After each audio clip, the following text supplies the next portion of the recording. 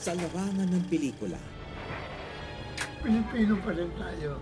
Ang hinahanap ko yung ugali ng Pilipino against present conditions. Teatro. We felt that the time was right to make a political statement. At telebisyon. Shooting for him is his life. And for him, this is his high. This is his happiness. Pinalad akong makilala sila. Mga maestro ng kani-kanilang sine na namaalam ngayong 2013. Bago magsara ang taon, balikan natin ang naging buhay nila at kung bakit nga bang nararapat sila maalala.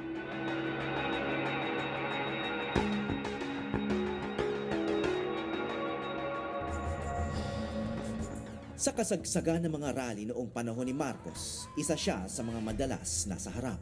Si Ben Cervantes. Palaban, wala siyang sinasanto, kung anong nasa isip niya, sasabihin niya. At dahil sa isa sa mga rally na yon, sabay kaming ikinulong noong taong 1985. Si Ben Cervantes kasi ay nadampot kasama ni Lino Broca at iba pang mga rallyista sa Cubao noong January 25 at ako naman nadampot sa parehong araw kasama naman ng mga ibang ng mga estudyante sa Loyola Heights naman sa Katipunan Road. Kinulungan ko dito may kulungan. 30 taon matapos ideklara ang martial law, binalikan namin ni Ben ang Camp Karingan sa Quezon City, kung saan kami kinulong. Ito. Doon kami unang nagkakilala at doon ko rin nakilala si Lino Broca, ang direktor na naaresto rin kasabay namin. Alala ko dito ako. Ganyan. Tapos siksikan kami rito. Hiniwalay kasi ako Yeah. May ginagawa kaming dokumentaryo tungkol sa martial law cinema at yung kanyang papel sa larangan nito. Naalala namin kung saan kami unang nagkakilala dito sa police station na to. Sa eyewitness episode na yon, tinalakay namin ang pelikula niyang Sakada. The Sakadas are seasonal workers who do not have assurances of a good life. And the Hacenderos are the excessively rich Filipinos who enjoy life without deserving the enjoyment of life. The film was the very first movie that had an applause at the ending. Kailangan nating itaya ang ating buhay. Kailangan tayo magpakasakit. And so the military was surprised why people were so approving of a film that didn't speak well of martial law.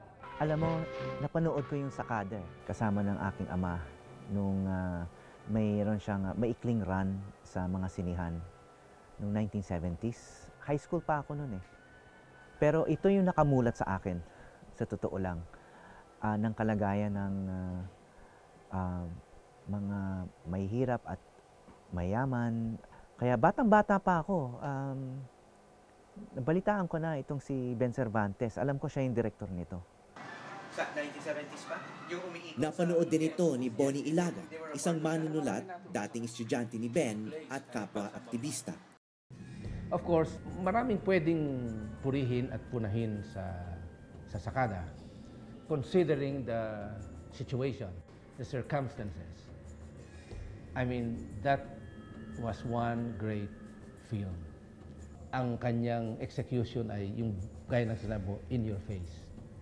He wanted to reach a larger audience and, I suppose, get them angry. He set aside subtleties. Kasi nga, ang kanyang inaasahang manonood na ito ay yung mga hindi nakapag-aral. What I'm saying is, sa isang panahong ang krisis ay talagang napaka-intense. Kailangan mo pa bang magtalinghaga? Pero kwento ni Bonnie, bago pa man gumawa ng pelikula si Ben, napakalaki na ng naiambag nito sa teatro. Dito sa UP Diliman, kung saan nagturo si Ben Cervantes ng mahigit 20 taon at kung saan niya itinatag ang UP Repertory Company, dito niya ipinunla ang mga binhi ng pagbabago sa teatro. 1969-1970, nung nakilala ko siya. Ako ay estudyante sa UP, galing sa probinsya, at si Ben ay institusyon na sa UP Diliman. Naging teacher ko si Ben noong kami ay pareho ng aktivista. Yung una kong narinig sa kanya bilang professor ay mula dun sa mga estudyante niya na talagang naninigaw, nagmumura kasi stickler yan sa rules eh. He wanted people to really excel. Ayon sa kapatid ni Ben na si Tony Cervantes, ang katapangan ni Ben nananalaytay na sa dugo ng kanilang pamilya. I think he really got it from my dad. You see, my dad never took bullshit from anybody. So it's really all from my mom and dad. My mom was, well, I mean, to take care of 11 children, that's something. 11 fiercely independent, liberal-minded children. Nagmula sa may kayang pamilya si Ben, burgis kung maituturing, at ginamit niya ang mga koneksyon niya rito para sa kanyang adhikain. So marami siyang mga kaibigan na high society, you know. Mga artista, mga mayayaman. Ben did not hesitate na itong mga to imbitahan sa kanyang teatro, sa kanyang aktivismo. At lalong maingganyo ang mga tao na, can you imagine, Gloria Diaz, Vic Vargas, na mga pangalan na noon, naiimbitahan ni Ben para sumama sa mga activist plays. At noong labas-pasok si Ben sa kulungan noong kasagsagan ng martial law, walang takot niyang idinirek ang dulang pagsambang bayan na isinulat ni Bonnie. Nung napanood ko, as directed by Ben, natakot ako mismo. Kasi sabi ko, my God, this is going to get us to prison again. Kasi talagang antindi. Ang 50 Year of Martial Law, ito yung play na nagke-clench fist. Sumisigaw ng tungkol sa tiraniya, diktadura, and all that. To make a long story short, dinala namin ang play na ito sa iba't ibang communities at eskwelahan. Hindi lang sa Maynila, pati sa probinsya. Ang mga dulang ito, binansagan ni Ben na ibagsak o ABCB plays, o mga dulang itinanghal mismo sa tapat ng Aguinaldo, Bicutan, Crame at Bonifacio, mga kampo ng puwersa ni Marcos. Most Filipinos are timid. Are timid. Yeah, they don't fight back. Pero si Ben, One of those few that do fight back. I mean, that's what you see in leaders, you know. You don't care if you're alone, but you're pushing for something you believe is right. Palagay ko yun ang pinakamalaking pamana ni Ben. Nag-set siya ng standard para ang teatro ay hindi lang magamit for its utilitarian purpose, kundi para maka-inspire talaga sa mga tao. Bukod kay Ben Cervantes, isa pang haligi ng sining ang namaalam ngayong 2013.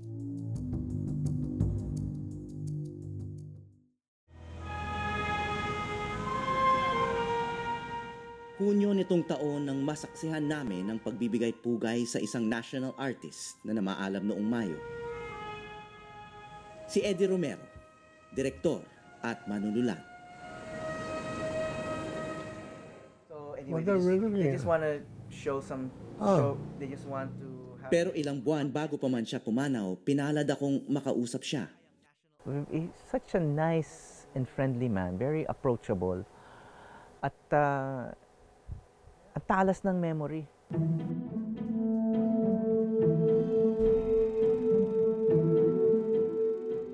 Naging bahagi siya ng aming dokumentaryong Ganito Kami Noong Martial Law na tumalakay sa umusbong na Golden Age of Philippine Cinema sa panahon ng diktatorya.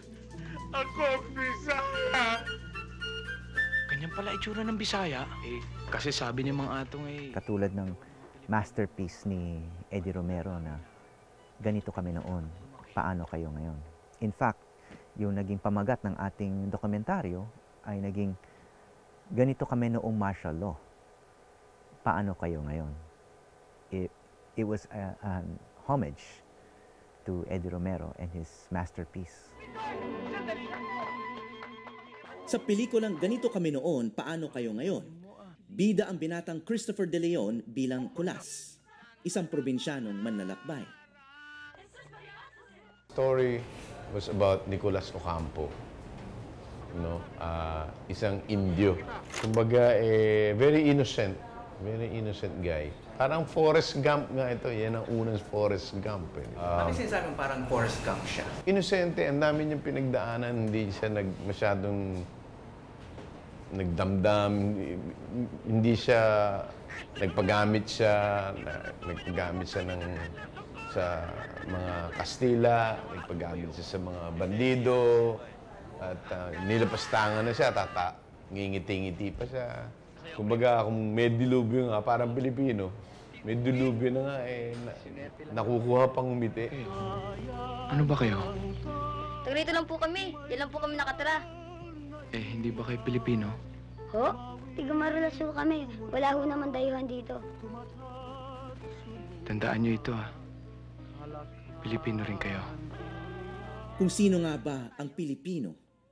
Ito ang nais tanungin ni Eddie Romero sa kanyang pelikula. Ang hinahanap ko yung ugali ng Pilipino against present conditions. Conditions now, conditions ng bagong dating Amerikano, conditions pala ng Kastila. Pero ang hinahabol ko, Pilipino. Ano sa tingin niyo ang ugali ng Pilipino? Reactive rather than active.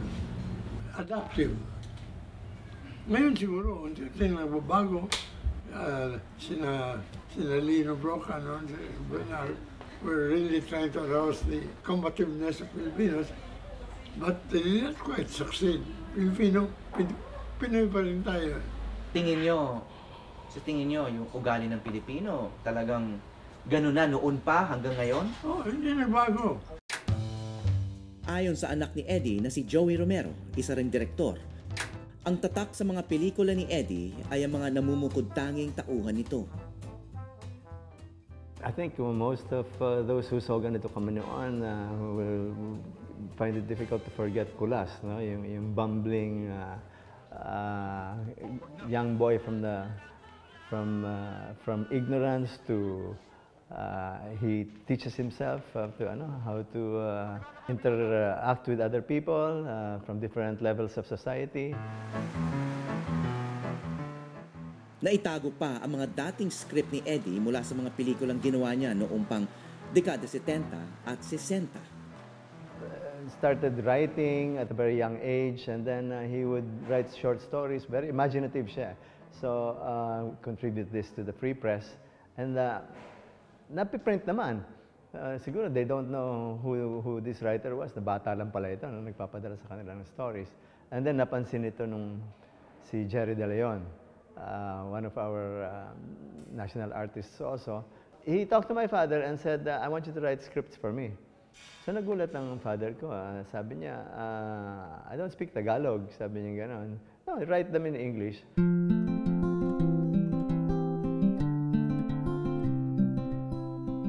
Isang Ingleserong gumawa ng mga pelikulang Pilipino at umani siya ng samut-saring parangal para rito.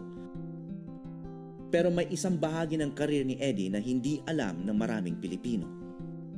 He got involved in, I think this was in the 60s,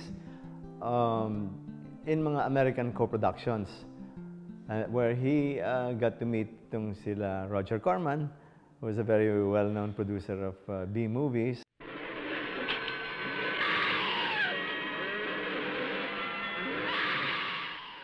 Beyond belief, a hideous journey into the dark world where nightmares are born. Ang mga pelikula tulad ng Brides of Blood at Mad Doctor of Blood Island, ang ilan sa mga idinirect ni Eddie rito sa Pilipinas at ipinalabas sa mga drive-in theater sa Amerika. Dahil mas mura gumawa ng pelikula sa Pilipinas, dito pumunta ang ilang sikat na Amerikanong producers noong dekada 60 para gumawa ng mga tinatawag na B-movies. Co-production ito ng mga Pilipino at Amerikano. It cannot be activated without a guiding intelligence. Siyempre, exploitation films yan, sex and violence. So, there was this one video store clerk na during his downtime, after watching all the movies na sikat, wala na siya mapanood, he would pick up these mga B-movies. Tapos he got so attracted sa movies that were shot here in the Philippines by my dad, also some films by Siri Santiago. Tapos that inspired him to try his hand at filmmaking, and he succeeded. Si Quentin Tarantino. Ang mga low-budget na pelikula na gawa ni Eddie Romero naging inspirasyon sa tanyag na direktor na si Quentin Tarantino, na bumisita sa Pilipinas para sa Cine Manila noong 2007. Out of 4 of all the Asian directors who ever had films playing in the West, two of the 4 would be Sergio Santiago and Israel Romero. Dekada 60, sa kalagitnaan ng kanyang karir niya ginawa ang mga pelikulang ito. Including the B-movies, nandiyan din. Pero ang dekada 70 ang naging panahon kung kailan niya ginawa ang kanyang mga di malilimutang obra. Ito rin ang dekada kung kailan nasa lansangan ang isa pang maestro ng sine na nag-shoot ng mismong rally nito.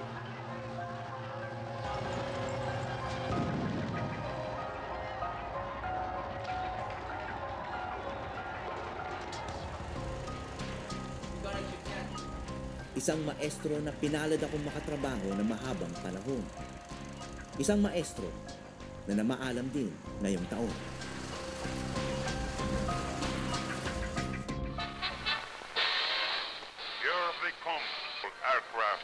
Ang air show na ito ay kuha sa Clark Air Base noong dekada 60. Isa lang ito sa 7 dekadang koleksyon ng mga makasaysayang kuha na minana pa sa ama ng aking dating cameraman na si Egay Navarro, na kanya pang lalong pinayaman.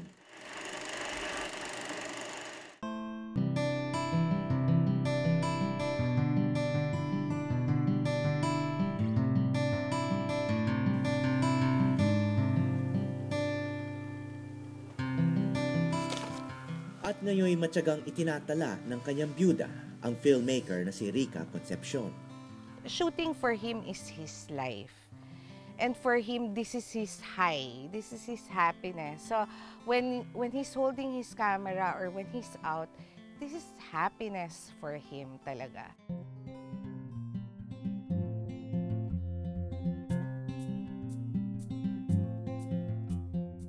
Wala pang 10 taon si Egay nang magsimula siyang humawak ng kamera. Mahilig kasing bumili ng kamera ang kanyang amang si Joe Navarro, isang dating engineer sa Channel 5 at tanyag na editor ng pelikula. At nahilig din dito ang kanyang anak. Sila Egay, yung pamilya nila, nandun na talaga sa industriya ng pelikula. Pero ang kakaiba sa kanila is, kasi pag sinabi natin pelikula, a lot of people na ang iisipin natin, Rogelio de la Rosa, LVN Production, sila Gloria Romero. Pero sila Egay, yung pagka-film nila, iba. Dahil sa kanila documentary, yung tao.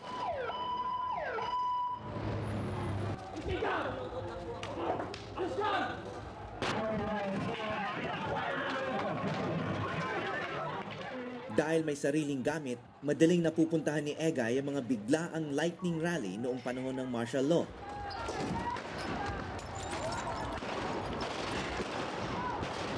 Were your men shooting into the crowd? Nobody is shooting in the crowd.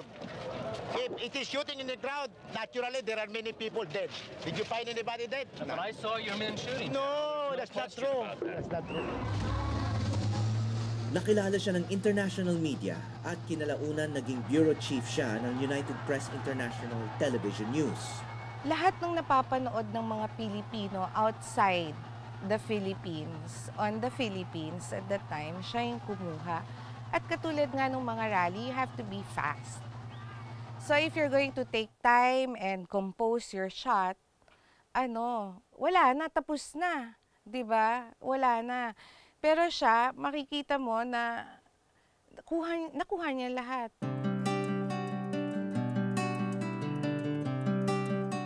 Ito yung mga camera niya na iba dati. So nagamit niya lahat yan? Oo, lahat niya nagamit niya. Pero mo gantong kabigat to, ha? Tapos nakahiwalay sa yung sound. Tapos ang footage mo, ilang minuto lang. Oo, kaya nga ano yung ratio mo? Tipid na tipid ka noon. Correct. So yung ratio yung doon. Kaya yung mga nagka-camera ngayon, dapat magpasalamat kayo na may video na. Basta pwede lang kayo mag-roll. I love this, yung kanyang mga gas mask. Dahil marami siyang kuha nung tear gas. Oo. Sinusuot ni Egay ito. Dati, sa mga shoot ng mga coup kasi madalas gamitin ng militar at pulis yung tear gas. Oo, noon. So kailangan meron kang mga gas mask. Meron talagang hindi lang pang professional. Martial law noon eh. Madalas, hindi siya nahuhuli ng mga pulis ng martial law. Yun yung niya, yun yung claim to fame niya. Ano yung claim to fame niya? Yun nga, yung hindi siya nahuli. At saka lahat ng story na yun, nalabas. Kaya eventually, napanood natin lahat. Itantay, nagkinaawatan. Ainta nga rude nagtinurutan. Tila matinik ngang dumiskarte noong panahon ng martial law si Egay dahil naging cinematographer pa siya ng dokumentaryong kinomisyon mismo ni Amy Marcos, anak ni Ferdinand Marcos, tungkol sa pinagmulan ng dating Pangulo. Ang The Real McCoy. Siguro kung hindi rin siya ganun ka-daring or actually si Egay hindi daring, maloko siya. Marami siyang gusto, pero pag gusto niya, gagawin niya. So yun, parang gusto ko tungkunan, kukunan niya.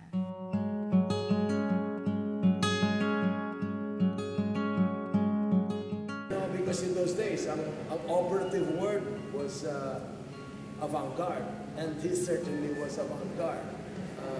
And he was ahead of his time. Ang angulo niya, diba?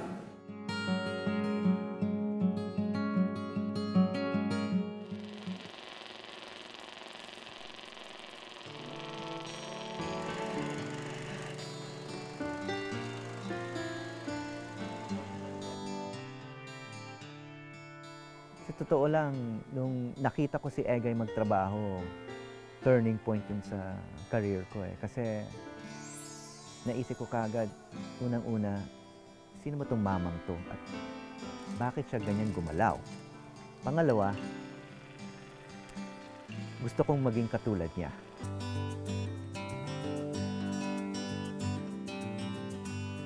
Mahigit 2 dekada kong kaibigan at katrabaho si Egay Navarro.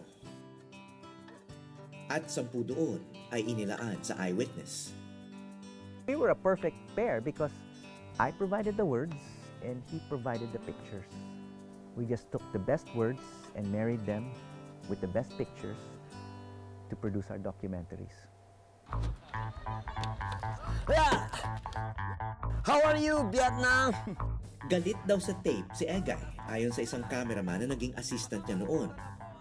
Halos lahat gustong kunan. Walang awa kung pumatay. Robin Padilla. Mapa-big time, mapa-small time, isa-sintensa nun pag nahuli tayo. At laging alerto sa posibleng mangyari. Dahil dito, nahuhuli niya ang mga natatanging pagkakataon sa buhay ng aming mga sinusundan.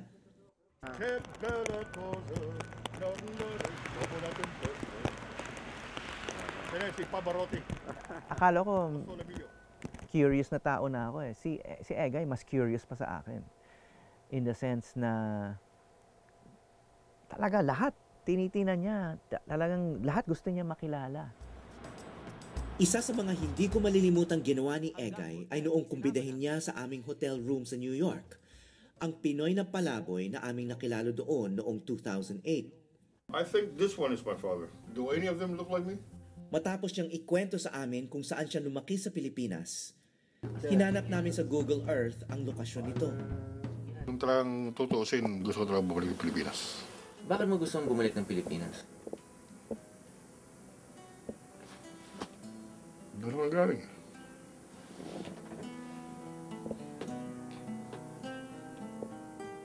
Reflecting on that, naisip ko, wow, this is Egay Navarro's master craft. Siya yung nag-engineer noon because of his personality, because he knew that if he invited this smelly homeless man to our hotel room, who knows what kind of interesting situation will occur. Kung bumalik ka sa Pilipinas, anong gagawin mo doon? Titira ka na doon? Produced that powerful moment that ended up in a documentary that both Egay and I were very proud of. So yun, that's just an example of, he was not just somebody who shot. He used the camera to interact with the world. It was just a tool for him to interact with the world. Ang mga kamera ni Egay bahagi na rin ng kasaysayan. Kabilang sa samut-saring koleksyon ni Egay na naghihintay ng kaayusan sa screening room na ito, na mistulang bodega ngayon. Hangad ni Rica na gumawa ng museo para sa mga susunod na henerasyon na nais maging dokumentarista. Pero habang naghihintay pa ng pondo, isa-isa muna niyang aalamin na ang yaman ng mga kuha na nakapaloob sa munting kwartong ito. I think people should remember him, even people who never met him, should try to get to know about his life for several reasons. One, he was a master. He was a master of his craft. And I think if you want to learn a craft, no matter what it is, you have to know the masters. You have to know how they worked. You have to know what they produced. You have to watch what they produced or read what they produced. You can never be a master at anything kung hindi mo aaralin, hindi mo aalamin yung trabaho ng mga masters. Madaling ilista at sumahin sa papel ang mga obrang iniwan ng tatlong maestro ng sining na pumanaw ngayong taon. Mga obrang buong buhay ang inilaan para maging hinog at maging ganap. Ang isa'y nagbigay boses sa mga sinusupil. Ang isa naman itinutok ang kamera sa mga nakalimutan na. Samantala, ang isa nag-iwan ng tanong kung sino ba ang Pilipino. Ang kanilang isinulong mga issue pa rin ngayon. Kaya sa mga gustong sumunod sa kanilang mga yapak ngayong bagong taon, mahalagang alamin muna mga pinagdaanan na ng mga maestro. Ako po si Howie Severino at ito ang Eyewitness.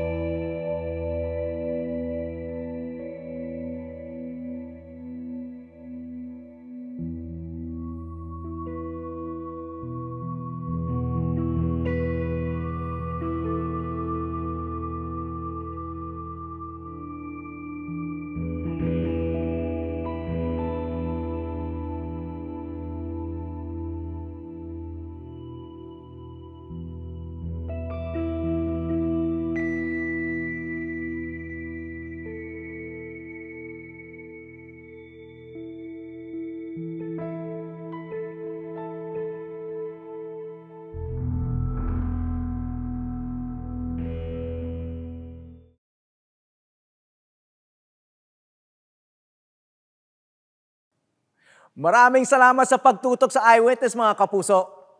Ano masasabi niyo sa dokumentaryong ito? I-comment na yan at mag-subscribe sa GMA Public Affairs YouTube channel.